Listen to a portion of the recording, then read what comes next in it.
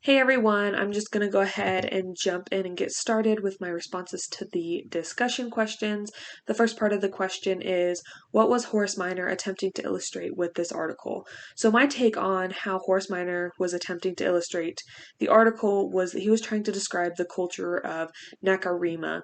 It is very different from what we practice in today's society, but for them it was something that was just normal since they didn't know any other way, and that was something that they'd been doing their whole life.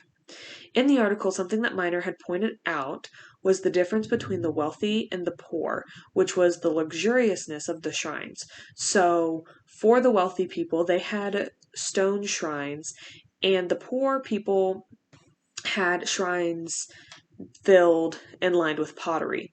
So I believe that this can be something that can be related into today's society because people of wealth tend to have nicer objects, such as things like cars or homes, compared to people that would be considered poor. So, throughout this article, Miner was able to focus on cultural relativism by being able to visit this place and not pass any judgment on the culture or on the people, even though their practices were unique and very different from our practices now. I think that Miner was also trying to get across to the reader that even though their practices were different to the ordinary American ways, it is something that is common for these people, and they think that it is normal. So that can also bring up ethnocentrism as well. I know many people that think the American culture is the best culture and the best way to live, which is just honestly an overall biased opinion. I think that throughout this article that Miner was trying to show people, especially the readers, obviously, that the Nakarima culture is unique. However, that doesn't make it wrong or bad, and what they're practicing and doing isn't wrong or bad either. So, going on to the second part of the questions was, how does this article relate to conducting research on other cultures? So while I was researching, I found this article that was more geared toward traditions and cultures. So the author had visited the places that she was referencing, just like Miner had with the culture of Nakarima. She had been to Bali, Indonesia, and she saw the significance of basket weaving there.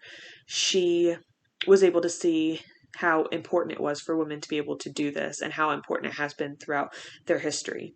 She also traveled to West Bengal, India for the festival of Durga Puja that symbolizes the victory of goddess Durga in the battle against a powerful demon. And this is something that the culture has every single year, this festival. So, more towards the actual question, was something that I had found during my research was that people do cross-cultural research tend to do research on the culture beforehand, which is something that I think we know about, but not something that we generally think about very often because of cultural sensitivity. So, they do this research in order to not offend anyone and so that they can just have a basic knowledge about the place that they're going to before they get there. So I think that this is something that Miner did, even though it wasn't stated. He was very respected or respectable in his article. And this is something that many researchers do before they go and visit other cultures as well. So, those are my responses to the discussion questions, and I'm looking forward to seeing everyone else's responses and any questions that anyone has for me. I'm going to answer any of them. So, until next time, next discussion, see ya.